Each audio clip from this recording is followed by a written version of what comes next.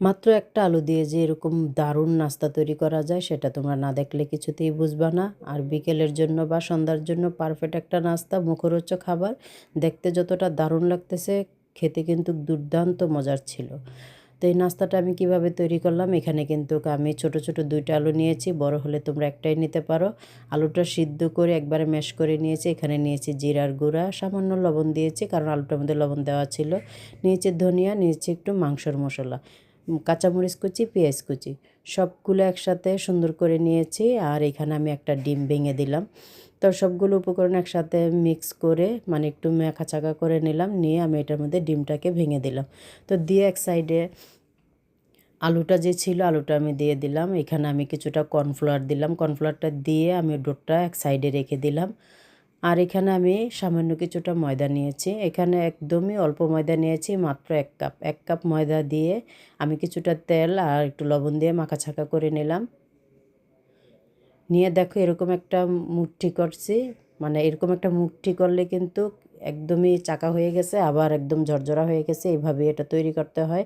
এখন আমি নর্মাল পানি, একদমই নর্মাল টেম্পারেচারের পানি দিয়ে এটাকে একটা ডো তৈরি করে নেব। তো আমার কিন্তু ময়দাটা ডো হয়ে গেছে। আমি এখানে 2টা দলা করে নিয়েছি, মানে 2টা রুটি তৈরি করব। তো দেখো আমি রুটিটা কিন্তু তৈরি করে নিয়েছি, একদমই বেলে বড় একটা রুটি তৈরি করে নিয়েছি। এটার উপরে যে আলুটা আমি মিক্স করে রেখেছিলাম, মানে সব মশলা দিয়ে ভর্তাটা তৈরি করে রেখেছি, ওইটা দিয়ে দিলাম। তো এটা একদমই চেপে চেপে সুন্দর করে পুরাটা রুটির মধ্যে তোমাকে বিছিয়ে দিতে হবে। দিয়ে এখন একটা কাটার নিলাম, যে কাটারটা দিয়ে দেখো আমি কিভাবে কেটে নিচ্ছি। কেটে নেওয়া হচ্ছে একদমই পিৎজা স্টাইলে। তোমরা পিৎজাটা যেভাবে মানে কেটে খাও ঠিক ওইভাবেই কাটা হচ্ছে। তো এটা আমি এইভাবে করে কেটে নিলাম।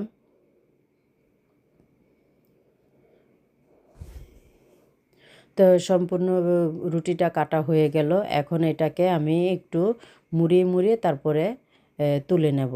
তো এটা কিন্তু তৈরি করতে অত কোনো ঝামেলাই নেই, একদম ঝামেলা ছাড়া এভাবে মুড়িয়ে মুড়িয়ে একটু তৈরি করলেই হয়ে গেল। তারও একটা তুলে আমি দেখাচ্ছি, দেখো এভাবে আলতো আলতো করে একদম মুড়িয়ে মুড়িয়ে তারপর তোমরা এটা তুলে নিতে পারো। দেখো কত সুন্দরভাবে উঠে যাচ্ছে, এটা একদমই ঝামেলা ছাড়া। তো এত মজার নাস্তা তোমরা অবশ্যই একবার তৈরি করে দেখবা। দেখো আমি সবগুলোই কিন্তু কীভাবে তুলে নিয়েছি, আর দেখতে কত ভালো লাগতেছে। এখন আমি একটা প্যানে তেল দিয়ে দিয়েছি, তেলটা কিন্তু গরম হয়ে গেছে। আমি এখন এক এক করে সবগুলোই দিয়ে দিলাম। তো দেখো ভাজা কিন্তু হয়ে যাচ্ছে, সুন্দর একটা কালার চলে আসছে। তো খুবই অল্প সময় অল্প উপকরণ দিয়ে এই মজার নাস্তাটা তৈরি করে ফেললাম। মাত্র একটা বা দুইটা আলু দিয়ে তোমরা এরকম মজার নাস্তা তৈরি করতে পারো।